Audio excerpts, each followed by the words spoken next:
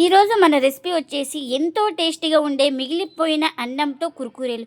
ఈ కుర్కురేలు చాలా రుచిగా చాలా క్రిస్పీగా వస్తాయండి. బయట కొనే పని లేకుండా ఇంట్లోనే మిగిలిన అన్నంతో ఎప్పుడు కావాలంటే అప్పుడు కుర్కురేలు చేసుకుంటే చాలా టేస్టీగా అయితే ఉంటాయి.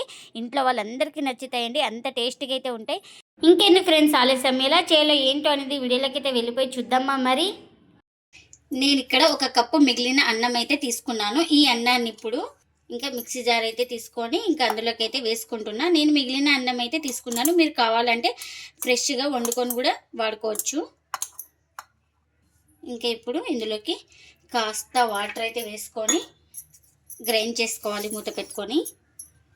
ఇంకా ఇలా గ్రైండ్ చేసుకున్న తర్వాత ఒక బౌల్ తీసుకొని ఇంకా అందులోకి అయితే గ్రైండ్ చేసుకున్న ఈ పేస్ట్ని అయితే వేసుకుంటున్నాను.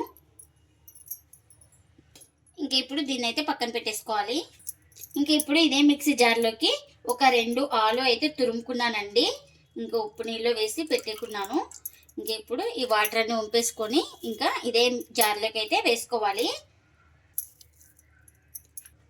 ఇంకా ఇప్పుడు ఇందులోకి రుచికి తగినంత సాల్ట్, అలాగే కారానికి తగినంత కారం, ఇంకా ఇప్పుడు ఇందులోకి ఒక 1/2 టీ స్పూన్ దాకా ధనియాల పొడి, అలాగే గరం మసాలా, ఇంకా ఇప్పుడు ఇందులోకి ఒక 1/4 టీ స్పూన్ దాకా పసుపుని కూడా వేసుకోవాలి. ఇందులోకి ఒక 1/2 టీ స్పూన్ దాకా వేయించుకున్న జీలకర్ర పొడిని కూడా వేసుకుంటున్నా. ఇంకా ఇప్పుడు ఇందులోకి కాస్త వాటర్ అయితే వేసుకొని ఇంకా స్మూత్గా గ్రైండ్ చేసుకోవాలి. ఇంకా ఈ ఆలును కూడా గ్రైండ్ చేసుకొని ఇంకా ఇదే బౌల్లోకి అయితే వేసుకోవాలి. ఇంకా ఇప్పుడు స్పూన్ తోటి ఇలా బాగా కలుపుకుందాం, అన్నీ బాగా కలిసిపోయేలాగా.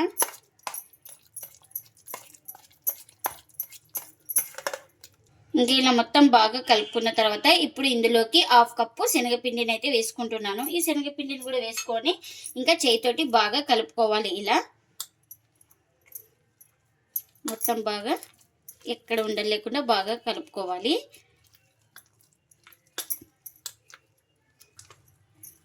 ఇంకా చూడండి, ఈ విధంగా ఉంటే చాలు. నేను ఇక్కడ చూపిస్తున్నాను కదా, ఎక్కువ గట్టిగా లేకుండా ఎక్కువ లూజ్ లేకుండా ఈ విధంగా అయితే ఉండాలి.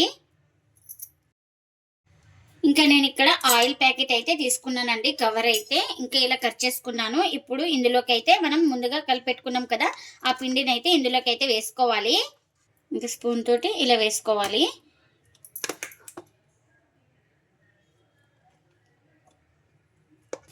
ఇంకా ఇలా మొత్తం వేసుకున్నాను. ఇలా వేసుకున్న తర్వాత ఇలా ఒకసారి ట్యాప్ చేసుకొని మొత్తం పిండిని అయితే ఇంకా ఇలా ఒక రబ్బర్ అయితే వేసుకోవాలి బాగా టైట్గా. ఇంకా నేను ఇక్కడ ఈ చివరిని అయితే ఇలా కట్ చేసుకున్నాను, ఇక్కడ చూపిస్తున్నాను కదా, ఇలా కట్ చేసుకోవాలి. ఇంకా ఆయిల్ అయితే హీట్ చేసుకున్నాను. ఇంకా మనం ఇప్పుడు స్టవ్ని అయితే స్లిమ్లో పెట్టుకొని ఇలా వేసుకోవాలి. ఇక్కడ చూపిస్తున్నాను కదా, ఈ విధంగా. ఇంకా కడాయికి ఎన్ని పడితే అన్ని ఇలాగే వేసుకోవాలి.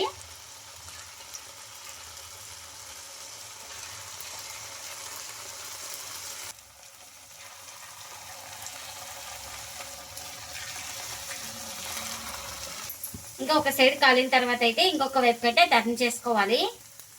ఇంకా ఒక సైడ్ అయితే కాలినాయి కదా, ఇంకొక వైపుకి అయితే ఇలా టర్న్ చేసుకోవాలి. ఇంకా అటు ఇటు తిప్పుతూ 2 వైపులా బాగా క్రిస్పీగా కాల్చుకోవాలి. ఇంకా ఇవైతే బాగా ఫ్రై అయిపోయినాయండి. ఇంకా వీటిని అయితే ఒక ప్లేట్లోకి అయితే తీసుకుంటున్నా.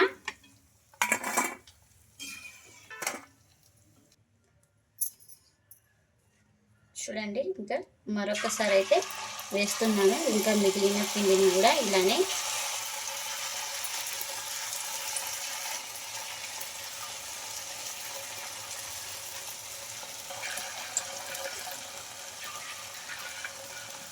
ఇంకా ఇవి కూడా ఒక సైడ్ కాలిన తర్వాత మరోవైపుకి అయితే తిప్పుకోవాలి.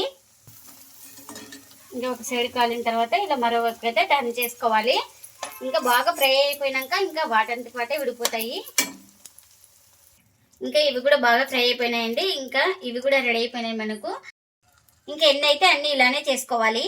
ఎంతో టేస్టీగా ఉండే మిగిలిన అన్నంతో కుర్కురేలు అయితే రెడీ అయిపోయినాయండి. ఇంకా ప్లేట్లోకి అయితే సర్వ్ చేస్తున్నా. ఇవి చాలా క్రిస్పీగా చాలా టేస్టీగా అయితే ఉంటాయి. స్కూల్ నుంచి పిల్లలు రాగానే ఓకే, కేవలం 10 నిమిషాల్లో అయితే ఇలా రెడీ చేసి ఇవ్వచ్చు. అంత టేస్టీగా అయితే ఉంటాయి మనకు. ఇంకా వీటిని ఉత్తవిగానే తినచ్చు. ఇలా కారం అయితే వేసుకుంటున్నాను నేను, చాలా టేస్టీగా ఉంటుందనేసి. మీరు కారం ఇష్టం లేని వాళ్ళు ఇలా ఉత్తవిగానే తినచ్చండి, చాలా టేస్టీగా అయితే ఉంటాయి. స్పైసీ నచ్చే వాళ్ళకైతే ఇలా కారం వేసి ఇవ్వండి, చాలా టేస్టీగా ఉంటుంది. ఇంకా కాస్త గరం మసాలా కూడా వేసుకుంటున్నాను. ఇంకా చూడండి, చాలా క్రిస్పీగా ఫ్రై చేసుకున్నాను. చూడండి, ఇలా బాగా క్రిస్పీగా ఫ్రై చేసుకుంటే చాలా టేస్టీగా అయితే ఉంటుందండి మనకు. మీరు కూడా ఒకసారి ఇలా ట్రై చేసి మీకు ఇలా వచ్చిందో కామెంట్ అయితే చేయండి ఫ్రెండ్స్. ఇదండి ఇవాల్టి వీడియో. ఈ వీడియో కనుక నచ్చితే ప్లీజ్ లైక్ చేయండి, షేర్ చేయండి, కామెంట్ చేయండి. అలాగే లైక్ చేసి సపోర్ట్ చేయండి friends. Thanks for watching. By by.